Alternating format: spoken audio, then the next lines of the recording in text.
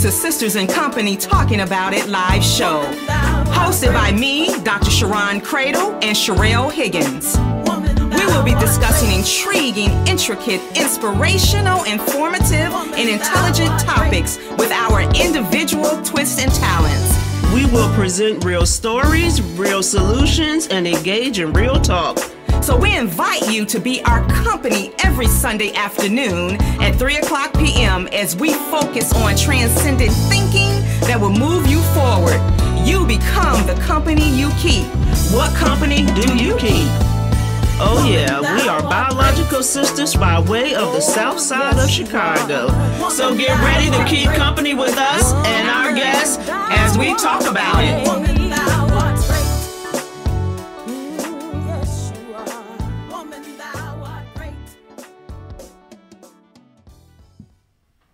Well, hello, everyone. Welcome to Sisters in Company Talking About It live show. Thank you all for joining us again on this Sunday. Sherelle was just saying how much she really just appreciates all of your support. She was talking to the folks on our Facebook live feed. But I, too, appreciate you all tuning in every Sunday. This has just been such a great opportunity for Sherelle and I, and we really enjoy it, and we hope that you are enjoying the topics as well. And of course, I am Dr. Sharon Cradle, and I am the oldest, and I'm going to say I'm the favorite of this dynamic duo. She wish. And I am Sherelle Higgins, and I'm the real favorite of this dynamic duo. I had to get her back. Yes. And so, as you know, we are here for part 2 of our topic about special mothers with special children. And the part 2 is about the transition. And so those of you who are on our social media feed, please go to listenvisionlive.com because we have 3 guests in the studio, and you're not going to be able to see the other 2 if you're just looking at us on Facebook. And for some reason, I lost my scripture, but let me just tell you, the scripture is simply, God is there for those who are brokenhearted and who are low in their spirits.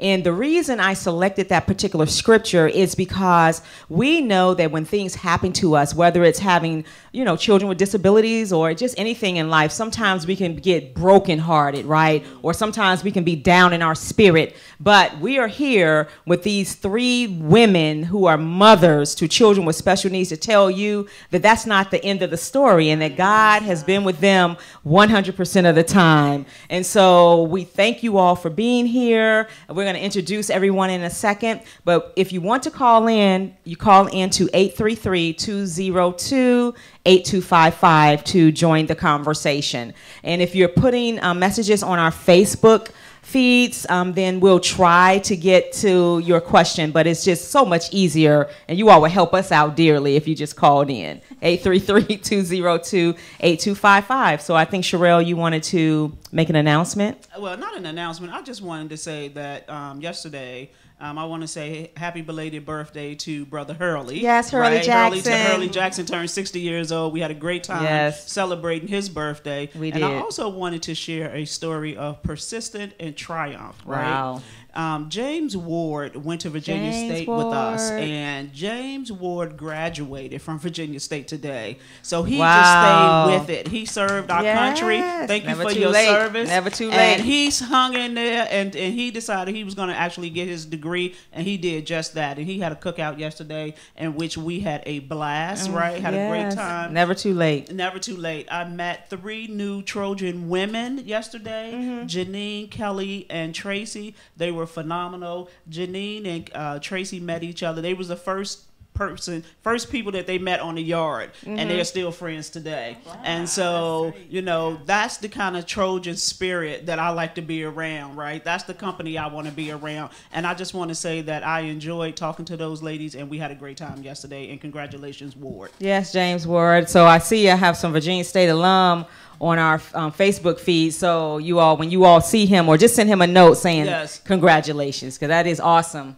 Yes, and so, absolutely. Yeah, and we know that this particular topic that we're talking about is probably going to be another part, to be very honest with you, because I think it's important for the people who don't have children who have these special disabilities, to just kind of understand the full circle of the responsibility that comes along with being chosen, because you were chosen, chosen to be, chosen to be, exactly. That's exactly right. And so, how did Joyce get here? Let's introduce Joyce.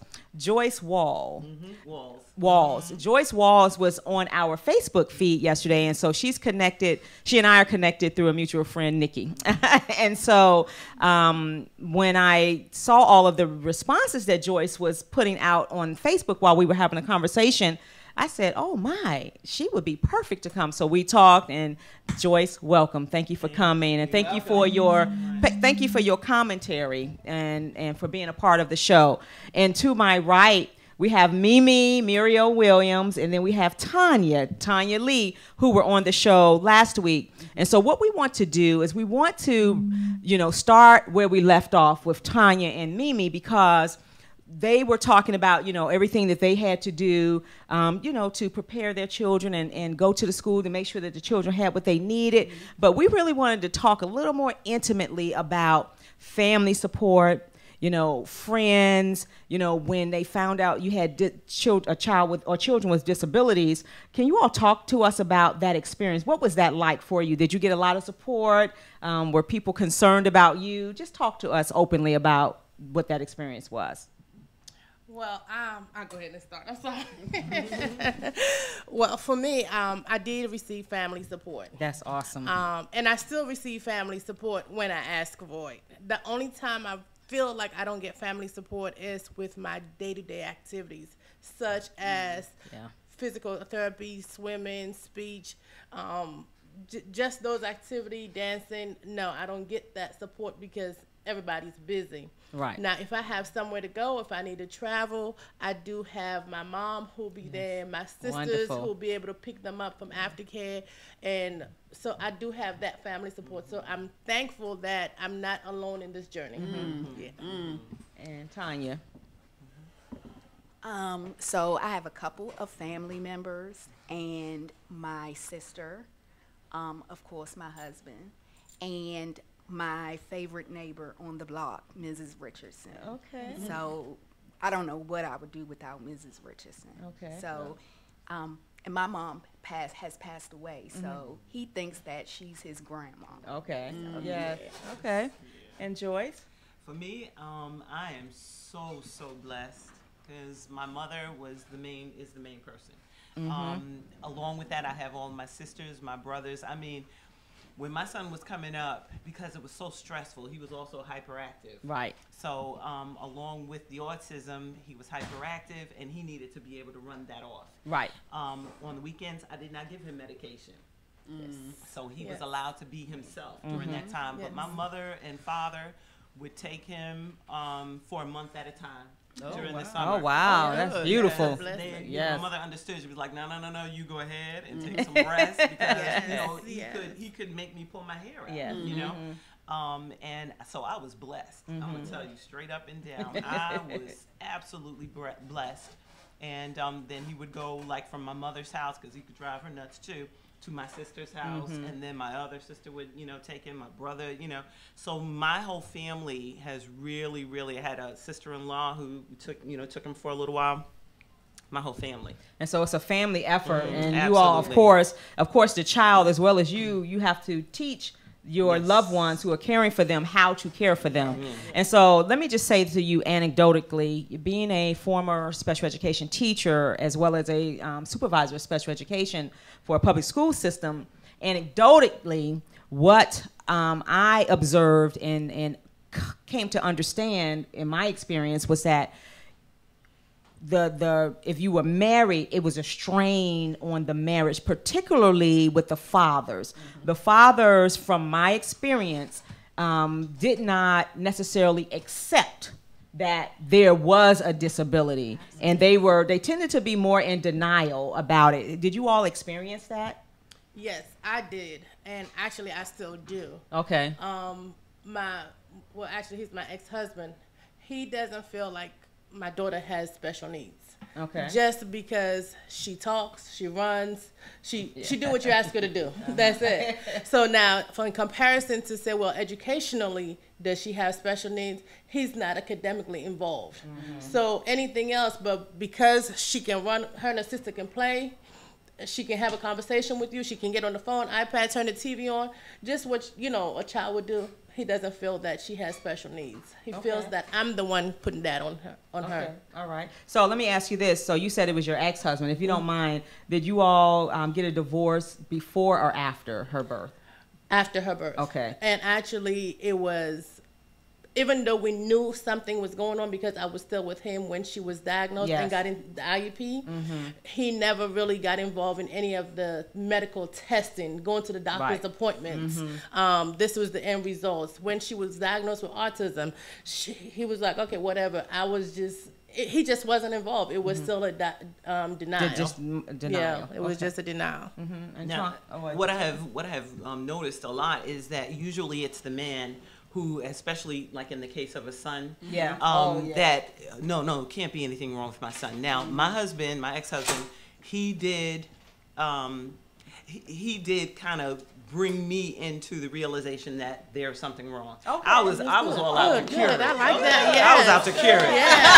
I'm telling you, I was like, no. I was like, no. I've been studying herbs and all of these things for all of these years. I know that there's an herb out here that's going to solve this. But he was more or less, no. We gotta deal with things as they are. Yes. So it was really, I knew that there was something wrong. God blessed that just before I got his diagnosis, I saw a television program, and it was about people with autism, kids with autism.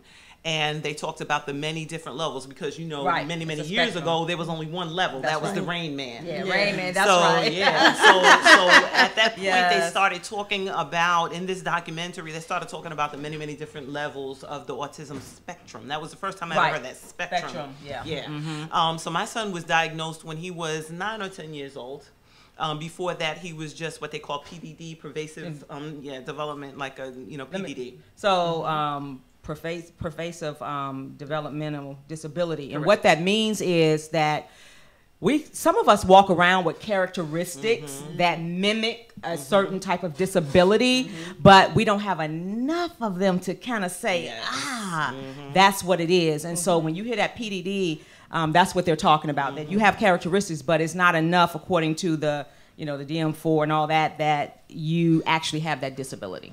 Okay. I want to circle back to something Sharon said about training the family, or to care for your child. And I want to explore that because I have my son. He doesn't have a disability, but he has a lot of food allergies. And when he was diagnosed with these food allergies at the age of 1, we had to learn how to care for him, and then we had to teach the family how to care for him. And just for our audience who's watching who may not know, he is allergic to peanuts, eggs, milk, beef, pork, lamb, seafood, and fish. And so we had to learn, like at first it was overwhelming, right? And we had to learn how to handle him. And his father is still handling him. Me, not so much. I'm like, he's 16. If he eats something he's supposed to eat, then he should break out. But we had to do that, and it was overwhelming. We at one point we had to pack his food everywhere he went because we didn't know what was going to be there that he wasn't going to be able to eat. Right. And so I can relate on some level in terms of training the family to take care of your child because I too needed a break from him in the summer and would send him and his sister to Chicago for the summer. And they would stay with initially with my cousin and then rotate around the family members. And we had to put notes in his he'd carry a medicine bag, so in the event with his EpiPens and all of that, in the event something happened, they would know what to do. But in that bag we would write down the things that he definitely needed to stay away from, but also the things that he could have, so it would make it easy for him. So he grew up eating McDonald's just because he had so many food allergies. And so let's talk about what your experience was like training the family to care for your child. For me, go ahead, Joyce. For me, it was my mother. Mothers have that wisdom. And so my mother, when she took over, it was, I got this. Don't worry about it. to this day, my son and my mother are joined at the hip. Right. She's the one who taught me, because I tried to, he can't. Yeah. Women, no. And she was like, leave that boy to be a boy. She bought him a go-kart. She made sure that he learned how to ride a bike. I mean, there were certain things that we had to do to kind of get him, he put him on his back and move his feet like the pedals and different things, So all of these things. But mother was like, no, girlie, I got this, That was my experience. Tanya or Mimi? So it's funny. My family, when I told them, they were just like, okay, well, we're all in. Right. So in the summer, he would go and spend time with my cousin down in the country. So, in the country, he can just run as wild as he wanted to be, wide open spaces. Yes. And I would just say, be careful, because he will take off running. So it got to the point where everybody was just on alert at the cookouts and family functions. And when I wasn't running, my cousin was running, his daddy was running. And so he is just who he is. Yeah, and the family always tells me, let him be him. So, And Mimi? For me, I didn't have to, with my mom, my mom, because we already have a family member that was already special needs. Right. So they already knew how to work with kids with special needs. So, but in Bree's case, it wasn't much that they had to do, because early on she was really, really hyperactive. And once she got on meds, because I was willing to put her on medication, and the doctor also identified that her medication was not going to last for too long. It was just to give her a jump start, to be to gain her maturity. Right. So once she got on medication, it was a lot easier, because then it was not the struggle came on gross motor skills. Right. So doing the bike. So, but all my family members were able to, okay, let's write, color, just activities that would get her into the typical living a life on her own. So family members help out, and up to today they doing it. So they and it's the same with me. They told me, let her be, you protecting her too much. So I got that a lot. And I'm not gonna call no names, but well, let me tell you something that you're talking about that's so very important. And those of you that are just coming online, please go to listenvisionlive.com, because we have 3 guests in the studio today. But you're talking about protection. Parents are naturally protective over their children, and I can only imagine that it was heightened. Oh that it was heightened Absolutely. once you all had children that you saw was gonna have to learn things in a different way. Yes, absolutely. But it's very, very, it's difficult. We as mothers with special children are very protective. However, when we see somebody else, we are able to give them advice to let go, but we don't do the same ourselves. I haven't done that, because I know that you have to be comfortable to let go. But the one thing that I have learned that I'm a little guilty of, I spoke this past April about something called ableism. Now, I had no idea what ableism was until I was asked to speak on it. And I was like, oh, yeah, well, I'm guilty. Yes. I'm guilty, because it was like, no. He has this and this and this. And if it weren't for my mother, who blessed and said, leave him be, I would still be guilty of it, simply because, especially mothers, I think all mothers, to some degree, and then of course, if you have a child with a disability, you're even more, you're the bear over the little cub. Right. And so I believe wholeheartedly that we're all a little guilty of it. And I spoke to that exactly. I was like, any mother who's got a child with a disability, you are, guilty of a little bit of ableism. And ableism simply means that, you feel that they're not able to do everything that everybody else is doing. You know? Exactly. And you kind of, put that on them.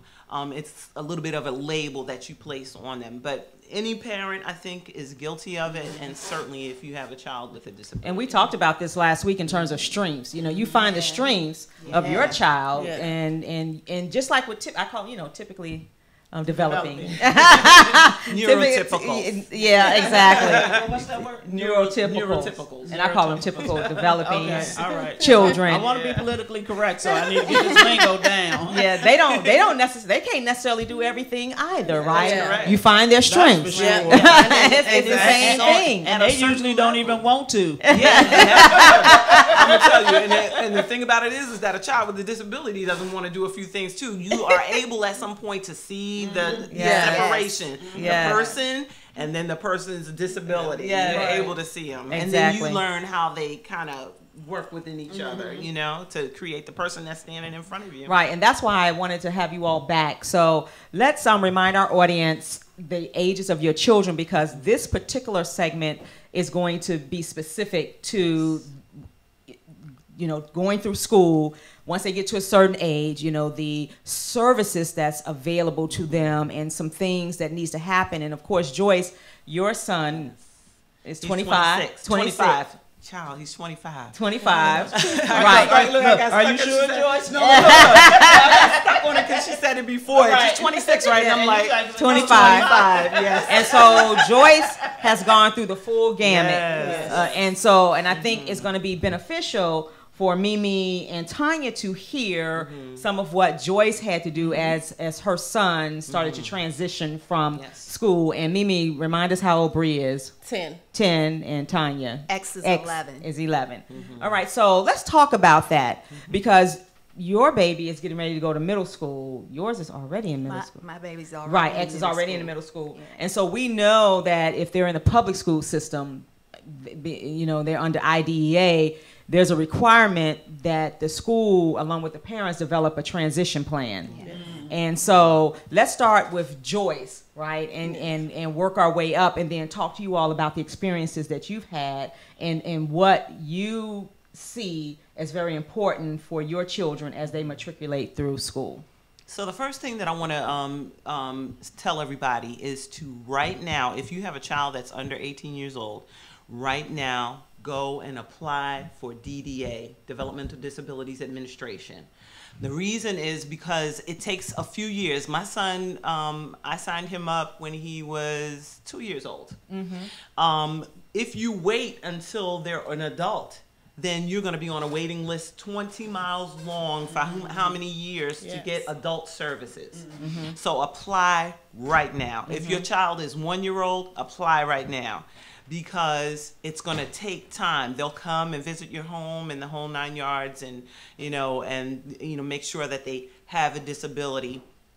But you'll be ready when the child becomes an adult. That is like the number one thing. It is estimated now in the state of Maryland that only 1% of adults with disabilities are actually getting adult services. And that's really, really sad. We'll talk about what adult services mean in a minute and what DDA does, but we forgot to ask Joyce to introduce herself to our audience. Because, see, you're hearing some expert knowledge here. And so, Joyce, can you tell our audience a little bit about who you are and how you, became so passionate about what you do? Sure. So, mother of a son with autism.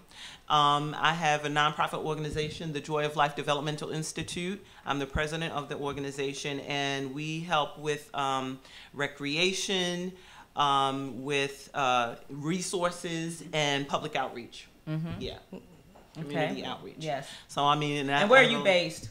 I'm in Randallstown, which is in Baltimore, close to Baltimore. And any child can access it. Any parent. You can in Maryland. Do they have to live in Maryland? No. Okay. Okay. This is anybody. I will give information to anyone. I do have events. I have had several different events that I invite people to. And we'll talk about that later because they're not very well attended. Okay. And you have to put the information out there and try to get pull people in, but it doesn't always work that way. It's very difficult. Yes, very difficult. So what's your why behind starting that nonprofit? I read a newspaper article, and in this newspaper article, it was a young girl with autism who she wasn't verbal, and the thing that she made known to her mother was she just wanted to be happy and be safe. Just wanting to be happy and be safe. She's an adult. she was not receiving, adult services. And what happens with a lot of these people with adult services, they wind up sitting in the basement.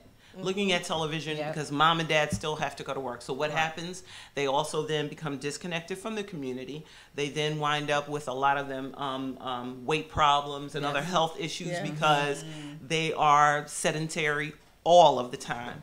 And so my organization, I was like, okay, we need to try to get these people out doing different things. I also wound up doing this because I had involved my son in the autism waiver. That's another thing. Okay. Yes. So this was when the autism waiver just started. They had my 16-year-old, 6'1" at the time, son in the room calling friends that were 8 years old, calling kids that were 8 years old his friends. Okay, so hold on, because you really took a thought right out. Because I want to make sure that this is plain to the lay person. Yes. Joyce kept saying adult. She's meaning adult because in the United States of America, at 18, it doesn't matter. You're considered an adult. But the intellectual piece of it and the social piece of it could say I'm 18, but I'm really functioning as a 10-year-old. Mentally. Exactly. But physically. Amen. Exactly. So your son 6'1" is in a classroom calling 8-year-olds friend. Yes. Can you imagine that? No. And the other parents, what they were probably thinking. Yeah. And I said, no, he is not his friend, and I quickly got out of there. But the thing, sorry. I'm sorry, let me ask a question, because you're talking lingo that I'm not familiar with, and that means some of our audience isn't either, so I want to make sure that people understand. What's an autistic waiver? Yeah. Oh, okay. Autism waiver is a program that will actually that you sign your child up for, and they have different things that they'll do for them that they can do during the day or during the evening while you're at work. They have respite. They have organizations that have sensory play and different things. Just something where if you can't get home by 6 o'clock, they will pick your child up from the school, take them to their program. It's a funding program. Yes. So Okay. absolutely. And so that the parents don't have to pay for that. So the state covers that. And is that income driven? No, it's for the child. Okay, good. But it is a very long waiting list. Yes. Very as long as the DDA waiting list. Very difficult. I've had Brianna on it since she was, I want to say, 1.5 years, and I still haven't got a call yet. So, and that may be by design because seriously, because DDA kicks in at what age? They actually start at 21. 21. See, and they may be like, well, they can wait, so it may be by design. Yes.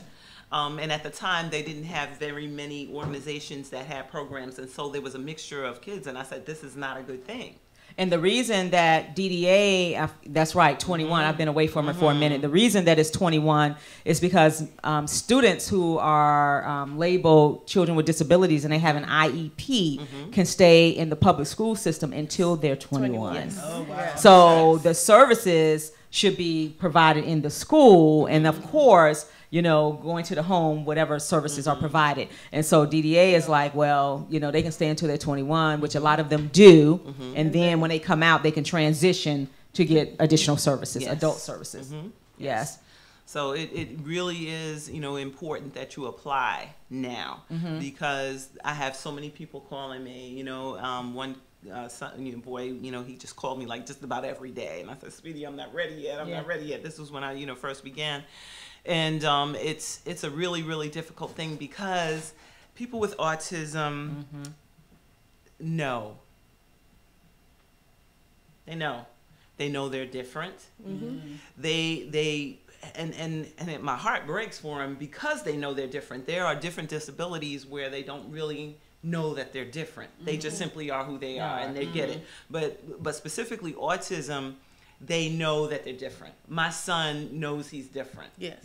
And I teach him that you are different, and so you have to let people know that you are different, and there are different things that you know, that he requires, yes. to be able to They function in have the to world. advocate. Because Yes. and the people that don't understand disabilities, just think about when you go to work and you see people that get accommodations. You know, it's the same kind of thing. It's something that they need that's different from what everybody else needs for them to be able to perform and navigate this world. Is that a good explanation? Yes. Yeah. And that's how I see it. That's and absolutely so, correct. you know, they were just born a little differently, and they need certain things that's different to help them, right? Yes. I want to ask Joyce a question, and also for Mimi and T. But when you start talking about having a black male with a disability that's 6'1", He's 6'4" now. 6'4", that's even better, Absolutely. right? Because how do you socialize him in the community so that in the event he is outside and is approached by the cops? How do you deal with That did happen in the country. Oh, let me tell you. It started for my son when he Yes. was 5 years old. He was in a special needs program in a public school, and they called the police on him for kicking the lockers with vengeance. So my husband got there in the time. He was like, okay, you want this 5-year-old kid for kicking the lockers? This is supposed to be a special. Wow. Okay, so my son, this is a everyday conversation that I have with him. I say it and I say it again and I say it again. You are a tall black man and people are afraid of you. So you cannot go. And he did have some behaviors. I mean, Right, it's to be typical. expected. Yeah. So it was an everyday conversation.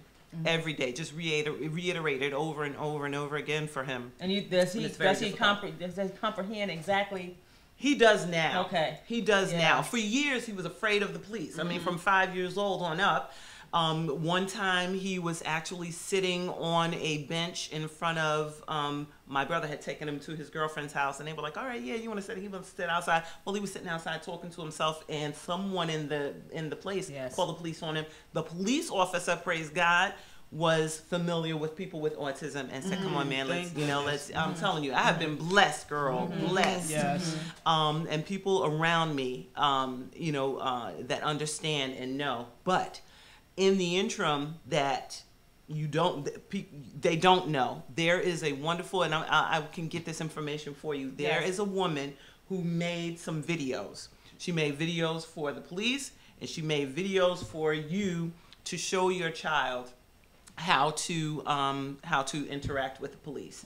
Now, I held an event called public outreach event called "Won't You Be My Neighbor," where I invited police to come. I invited businesses to come because I was talking about the influx of the number of people with autism that were coming into our communities and the special things that they need. This woman was very, very knowledgeable, enough to know. She created cards that said, "I am a person with autism, please. I may be sensitive to touch, sensitive to noise, different things like that." And my son carries his in his wallet every day. So the main thing that I did to make sure that my son was socialized, and I was told this, I was a wonderful, wonderful woman, therapist that I was blessed with. I'm telling you, she was wonderful. And she said, sometimes there are things, your son can fall through the cracks, but sometimes you have to create things for them. Yes. And not sit back and wait. Yes, you have got to create whatever is not available. And when my son was diagnosed, that many years ago, there really wasn't much. There's a lot. It's a lot now. There's a lot now. So let me ask you all something. Wait, let me ask T and Mimi about that, about socializing them in the community. Ever since he was diagnosed, I took him to the local police station, the local fire station, my block, my neighborhood block. They were just phenomenal in like, okay, come on, X, can X come outside? And so for me, it has been easy because Mrs. Richardson has a daycare, and that's how I first kind of like introduced him into the community. And he also wears an alert me band that has, it says, "I am nonverbal." If I'm in trouble, it has my phone number on it. It has his dad's phone number on it.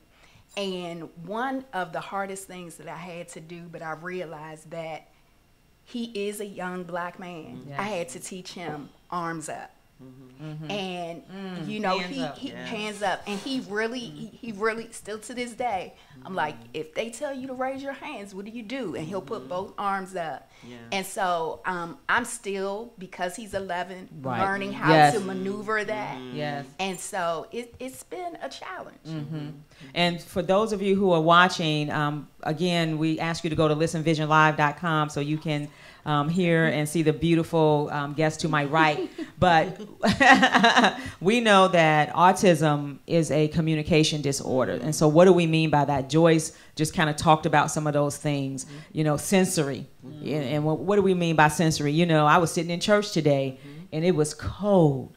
And for me, cold meant I could go get a wrap and put it over me, but cold for someone with a disability that's irritated by that, it could be behavioral. It comes out like this, or in a behavioral method, because they cannot explain to you what's happening, and their bodies are being overloaded with all this sensory stuff going on. And women, those of us that are in menopause, we understand. We understand these hot lights, right? So we understand. So I'm just trying to get people to connect when we say sensory, right? I'm trying to get people to connect. And it goes even as much as too much light, too much sunlight. Exactly. You know, the sand, the type of clothing. Exactly. Clothing is a huge one. And so, and we know it's a spectrum disorder that you can go, and Joyce talked about this earlier, from Rain Man, which we call high functioning, to lower functioning students. So where do your children fall? My son is high functioning. My son has a particular type of autism called Fragile X. Okay. And Fragile X has a bit of a mental retardation to it, but it comes out like autism. Okay. So so where but he's not mentally disabled in the way of like not understanding things, but he's slower. He's slower with understanding and reacting to different things. One protein in the brain. One protein in the brain. But he is high functioning. He's able to take care of himself. He's able to actually stay a couple of hours on his own. He has his own key to the door. He drives on the slick track, you know. And I like to tell parents with younger kids that, because a lot of them feel desperate. Yes, you know, and they feel that, as a matter of fact, I just got finished, my sister was just sharing with one of her clients, because the woman was crying, you know, don't feel like there is nothing for them. They do change. They do mature. Yes, they do. You know, learn. Let's talk about maturity and puberty, right?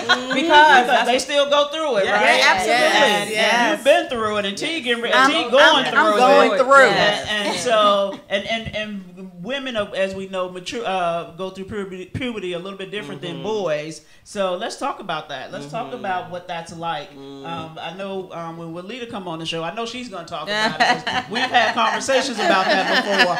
And her son is 26. And how that works out. But talk to us, Joyce, and T, about what y'all experiencing with the puberty. Wow.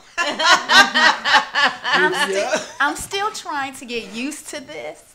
But it started off with the hair growing everywhere. It really freaked me out.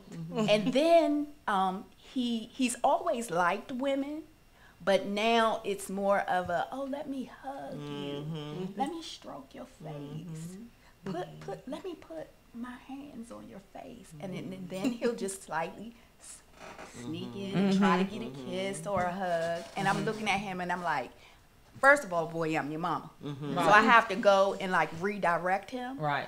But yes, and even now I noticed last week the peach fuzz is coming in, you know, above his lip. And I'm just like, I'm not ready for you to grow up. I'm not ready. And think about, you're not ready. He doesn't even understand what he's going through. And it's going to happen because it's just natural physically that it's going to happen. And trying to navigate that with boys, especially, you know, if they're 6'4" and, you know, they're 13, 14 years old, and they start touching and doing things that they really just have no idea what they're doing. What it means. Exactly, and they're trying to just release whatever is going on with them hormonally. And it is a very, very big thing. Yes. And what I can tell you is that while I was navigating that, I was candid. So, you know, there were things that happened in school. And the parents would come and tell me, and I was like, oh, you know, clutch the pearls kind of thing. And it was like, you know what, you can't help him clutching your pearls. You better sit up here and say what you have to say, and it has to be plain so he understands. Right. This is acceptable. This is not acceptable. One of the main things that people with autism have is a difficulty with social norms. Right. Yes. So they don't understand that, you know, this in certain areas is not, Off you know, limits. is Off limits. You They can't don't. do that. And it's not only people with autism that have that either. Oh, It's, we you know, know. some of the others. Okay. But Joyce just was that some shade, Joyce? I'm just saying. Tell the truth and shame the devil. You know, so I had to be very candid, and there was no mixing of words. There was no changing little words. I was very direct. It's a matter of life and yes, death. it is. It really is. And I tell him, do you know that you can go to jail? The police, they call police on you. You will, you know, and I'm like, you better understand what mommy is saying to you. I used the same language that he used, which was not cute and proper language. Right. It's the language that he understood. Hey, whatever it takes. And so I have to talk to you in the way you talk, you know, and so I did. And it was every day. I know, mommy, I know. I said, no. You have to understand. Right. You understand. You know what I'm getting ready to say, but do you understand the importance of what I'm saying? Exactly. And so it, you know, just, and I mean for years, every morning while I was preparing him this and this, I have a set of things that I talk to him about. Repetitive, because it's repetitive. Even today, yes. You Even have to be today, and going to work, you talk about this, you don't talk about that. Blah blah. You know, that's my life. What about you, Mimi? See, I haven't really got too much into it, but you know, today she put on that tank top. I looked, I said, all right, baby girl, we can't go in the street looking like that. Let's come clean the underarm a little bit. So I was like, oh, but I have to explain it to her. But she knew what a razor was. Yeah. And then she asked me, well, what happened to the light pink one? I said, well, we got different colors. But then it was the sensory part of it kicked in, was like, okay, it's going to tickle. Yes. I said, no, it's not. I said, how about let's use the baby wipes first and just feel how we just rub it and it's not going to tickle. But then she allowed me to go ahead and do it. But then I'm processing, okay, baby girl, I got to teach you how to do it yourself, because I'm not going to be doing this, and you need to do this at least once a week.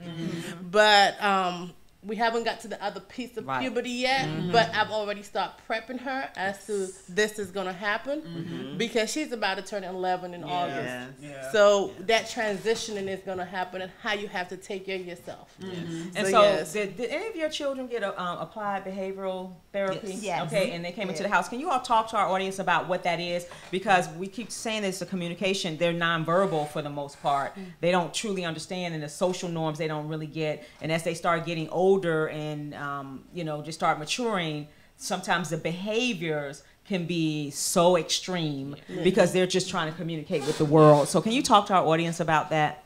Well, my son didn't actually have them where they actually came into the house, but he had a specific behavioral, you know, program, which, as most of them do, that was implemented at work. I mean, at school. Right. Now, the thing is that what they have at school and what you have at home are two different things. That's right. I dealt with my son at home the way I dealt with my older son.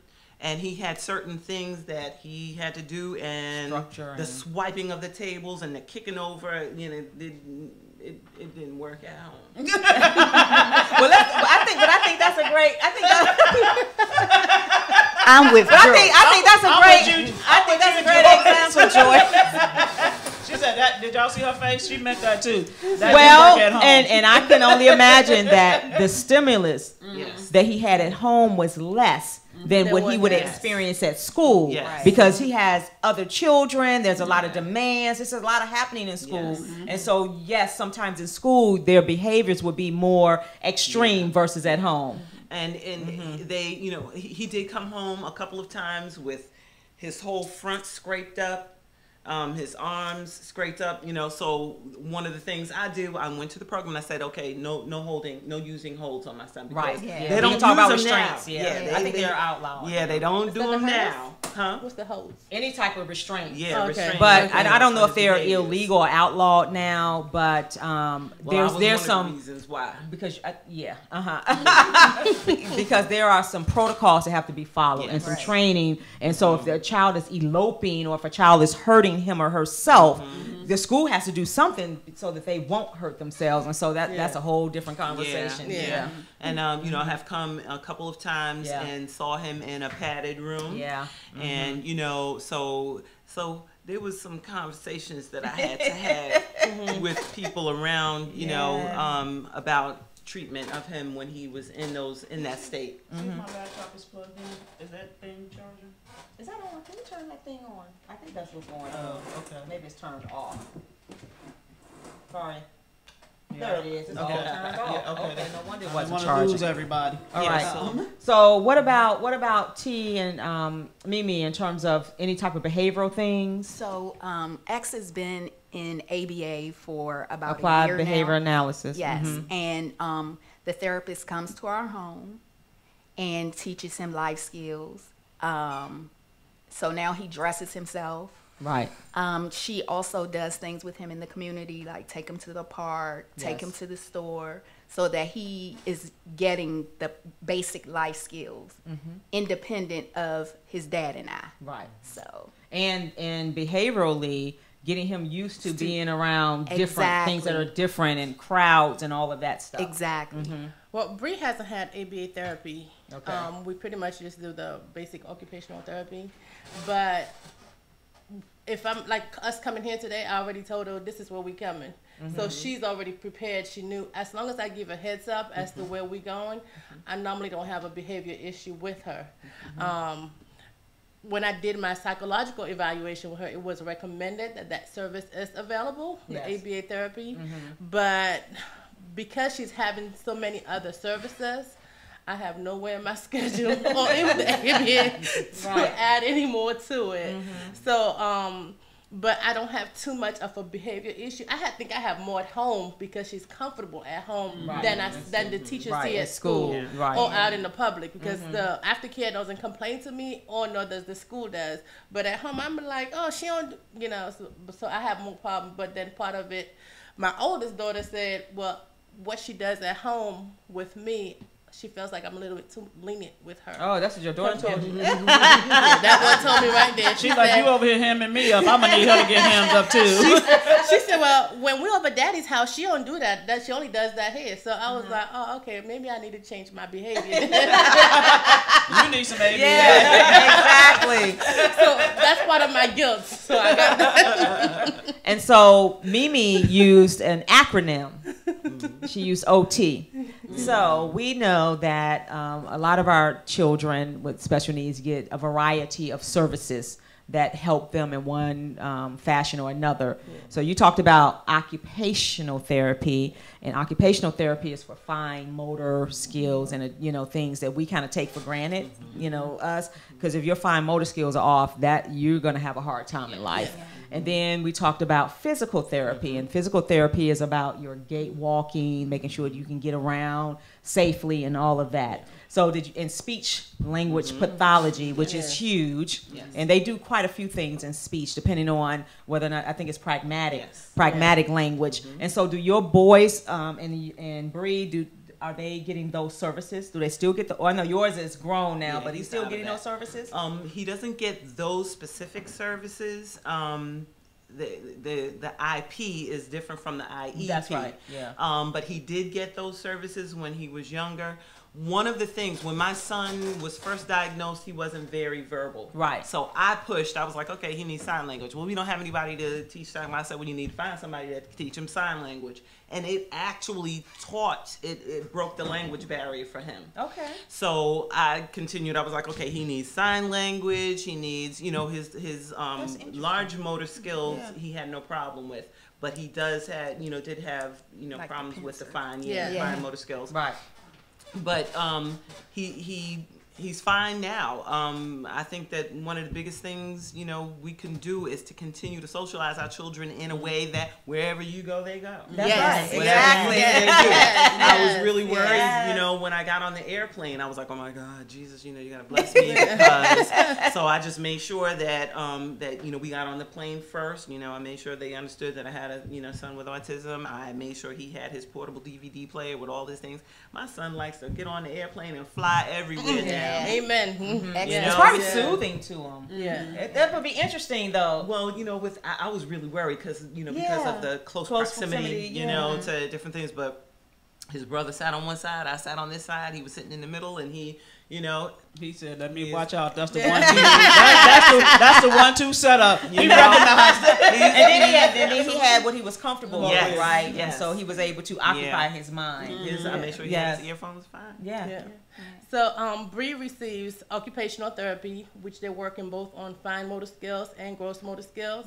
She receives swimming. I have her swimming as a therapeutic activity to help her with her coordination disorder. Right. She does have speech therapy also. And we are about to start vision therapy on Wednesday. Yes. So we have quite a few going on. And can you tell our audience why vision? She does have nystagmus, congenital nystagmus, where one of the eyes moves to the left, and then it doesn't come back the same way the one eye come back. So it's pretty much at this point, vision therapy is helping her with the brain, how the brain function, how she reads, what she sees, because that does help her with her. It does affect her depth perception. Yeah. It does affect how she processes. It's a lot of processing information that came with the vision and the sight. Initially I just think that, hey, can she see? That was it, but but you gotta be able, in order to read, you got to be able to see it, right? And you got to be able to process it. Exactly. I learned at home how we noticed that, like, you ask her to pour water, she poured the water, it spills, and I'm like, well, why can't you see what you pouring? Right. But coming to find out, visually, it's not processing to tell her to stop. This is how much you want. So it was something I brought up with the eye doctor. And because they knew her history, they went ahead and said, well, let's do, they recommended vision therapy and did the testing. With that testing, identified 11 other vision issues that she had, which one of them was literally looking at the board at school, and for her to copy what's from the board, even though she's sitting up front, she can't see. She can't. So it was really a challenge. So now we're gonna start vision therapy to see how much that's gonna help. Yeah. And Tanya, X receives OT for his fine and gross motor skills, speech and physical therapy because he has a mild, along with his autism, he has a mild form of cerebral palsy. Yes. And he does, again, he does ABA. Right. So, and he's made a lot of progression, a lot of progress. Right. And so, to me, go ahead, Sherelle. So we actually have Brianna here in the studio with us, and I want to see if she want to come and stand next to her mom and come on so people can see who we're talking about. She's such a lovely young lady, and she has great leadership skills in the classroom, which is what I absolutely love about her. Bree. Yes. Come on, Bree. Come on. Bree's like, you all better leave me alone. I'm doing my thing. Don't make her. It's okay, Bree. She doesn't want to come, and we're not going to make her come. And then, so you have, is your other son, is he older? Yes. He's the oldest. My oldest son is 30. Okay, yes. all right. So how did he adjust? Because this may be like a 5-year difference. How did he adjust to having a brother with disabilities? Well, he was still able to play with them, and they still roughhoused and rolled all over the floor and everything. Where the difference is probably, well, okay, with my two kids is, my oldest son is, you think I'm protective. His older cousins, his older, his brother, all of them, they're like, you stepped in the wrong direction. I have had to back my kids and my niece down, and my other nephew from beating up another kid because he was, my son with autism, most of his conversation is scripted. So it's like, how are you? How did you sleep last night? How's your dog? And he may say it again. He may come to you and say it again. How did you sleep last night? How's your dog? You know what I mean?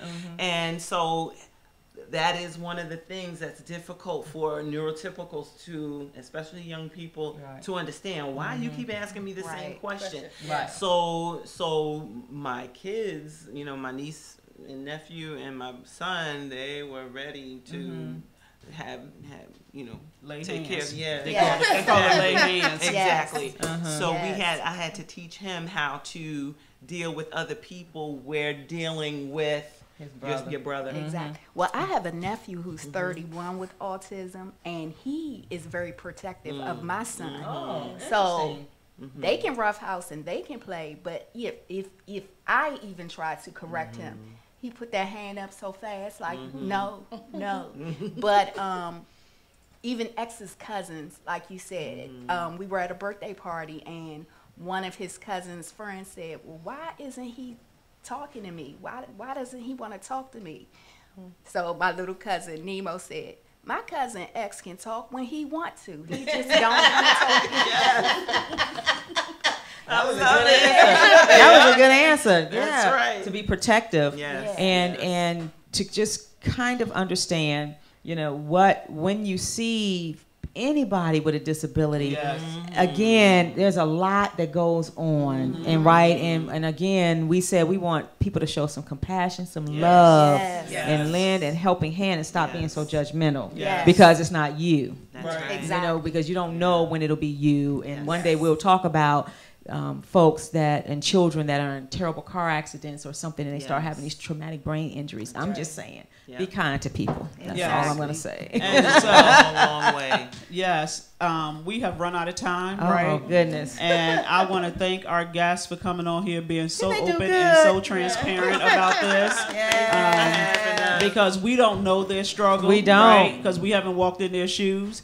But I want to say you all sound like phenomenal women and phenomenal mothers. Yes. And your children are blessed Bless to you have all. you. And so are we. And thank you all for tuning in to Sisters in Company. And we will not see you next week because it's Memorial Day weekend. And I'm going to be on the soccer field, and Sharon's going to be out of town. Right. And so we will follow up with you the following week, which I won't be here, and I don't know why yet.